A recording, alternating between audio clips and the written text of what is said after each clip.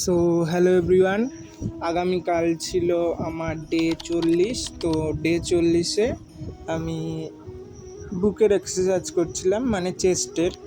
তো প্রথমে আমি পুশ আপ মেরে শুরু করেছিলাম, কিন্তু আমি দেখাচ্ছি না আজকে ইনক্লাইন বেঞ্চ প্রেস আর নর্মাল বেঞ্চ প্রেস আমি কি করে করি, তো সেটা দেখানোর জন্য ভিডিওগুলো বানালাম।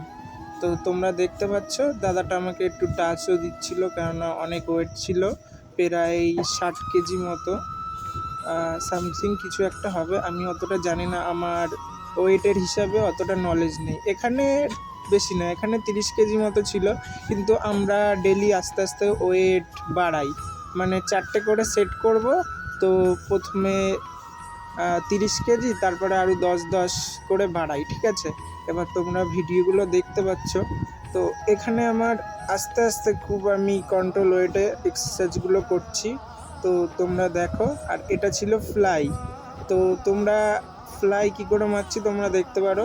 আর আগামীকাল একটা ভিডিও দেব যে আমার বডি কন্ডিশান এখন কীরকম আছে, সেই অনুযায়ী আমি ভিডিও বানিয়েছি।